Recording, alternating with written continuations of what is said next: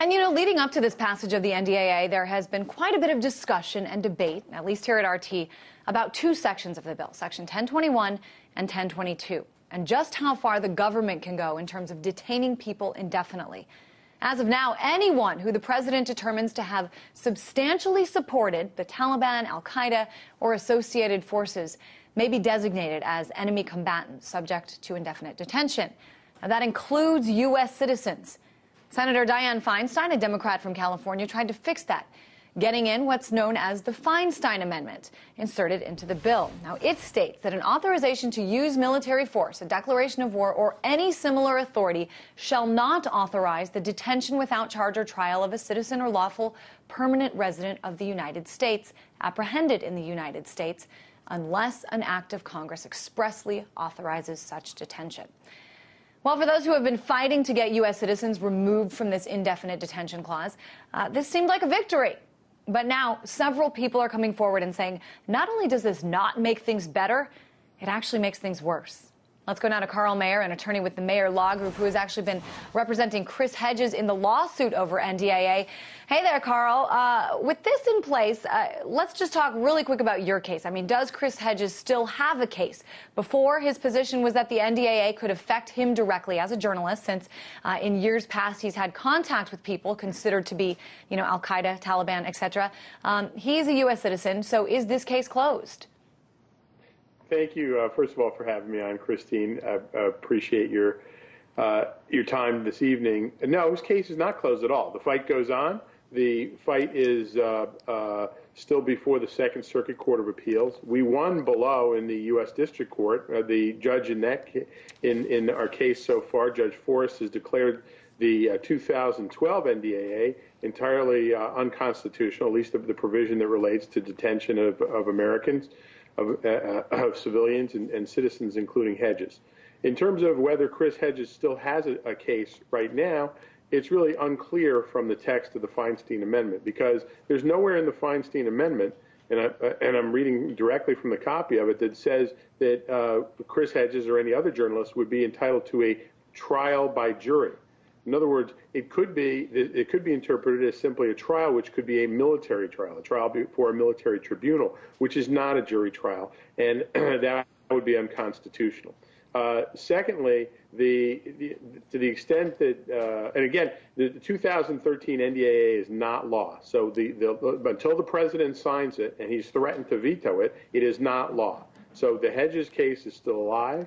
We're in the midst of writing our briefs, and the Second Circuit will hear it soon.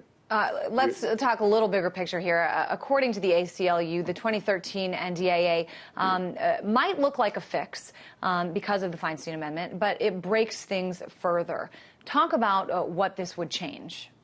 Yes, that's right. This legislation gives with one hand and takes away with the other hand, because what this legislation does is even though it appears, and there's a lot of caveats to that, even though it appears to carve out U.S. citizens for protection, and as well as green card holders, it exempts everyone else from protection. So really what all the civil liberties groups are complaining about, and what we believe to be the case as well, is that you would still have indefinite detention by the military of, say, illegal aliens, foreign nationals who are in the United States. Let's say you're a journalist in the United States, you're a Russian citizen, but you're in the United States. Then you could be indefinitely detained by the military under this supposed fix, which is why all the major civil liberties groups were against the Feinstein Amendment, because it makes things worse in many respects. Yeah, certainly giving the military the power to sort of operate in this country, the homeland battlefield idea is really interesting, and it kind of puts that in writing. There's some confusion, though, Carl, because of the authorization for the use of military force, which, as we know, that passed right after 9/11, and basically gives the president unlimited power inside and outside of the U.S. And if I'm not mistaken, this is still in effect. Can you unravel this for us and what it means in sort of normal language here? Yes. All right. I'll do my best, but I think it's an overstatement. The administration wants to say that the AUMF does give them unlimited power. It does not. The AUMF was only narrowly targeted to the people who were involved in planning 9/11 and executing 9/11 and Al-Qaeda, period. That's all. That's the only people that were targeted under the authorization of use for military force. Now, the NDAA then expanded that to everyone, to journalists like yourself, or to Chris Hedges, or civilians, or resident aliens, or whomever, any civilian in the United States. And that is the problem with the NDAA, is it goes way beyond the authorization for the use of military force. And we're asking the courts to clarify all this. You're right, it's very difficult for the ordinary Americans and your viewers worldwide to make sense of all this. But we've been very clear from the beginning. We have a very clear principle that we're advocating for in the courts, which is the military does not police our streets in this country. That's an ancient constitutional doctrine, and the military cannot be used to detain, whether it be citizens, illegal aliens, any civilian in the United States, period. End of story. Any civilian cannot be detained in the United States of America. And we think that is why even the new Feinstein Amendment is unconstitutional. If we have to challenge that, we will. But it hasn't been enacted yet, and even as a fix, it makes things worse for a lot of people because what it does is it authorizes by statute, it makes clear by statute that for the first time the president can use the military to detain people within the borders of the United States, and that is un-American and unconstitutional. Now, as far as sort of the progression of what happens next, the House and Senate still need to go through and sort of find common ground before even sending the bill to the president. So there will be a few differences they'll need to iron out. But as you said, the president has said he would veto this if language is left in the bill that prohibits him from transferring military prisoners held at Guantanamo Bay into civilian custody. Talk a little bit about why this is such a sticking point for both sides. I mean, why did the Senate include this, and why does the president say he would veto it if it's in the final bill? Because again, most of this legislation is all political posturing by people like Lindsey Graham, who resembles more a rabid dog than a reasoned constitutional scholar. He actually said that the reason they can't close Guantanamo is he doesn't want, quote, those crazy bastards, end quote, in the United States. And last year he was quoted on the floor as saying that anyone who is concerned about our civil liberties should shut up because they don't have a right to a lawyer if they're considered terrorists by Senator Lindsey Graham.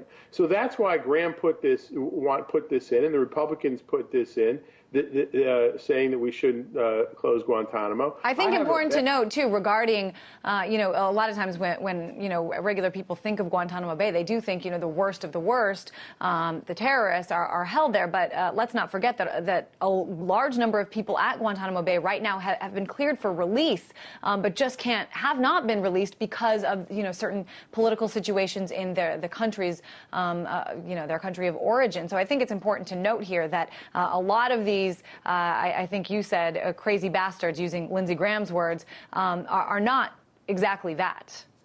Well, that's right. And the same when Lindsey Graham says, you're a terrorist, shut up, you don't get a lawyer. It's he who is deciding what people have done in advance. But that's what we have the courts for. We have the courts so that people can get a due process and a fair trial. So, I think this is another terrible provision for that.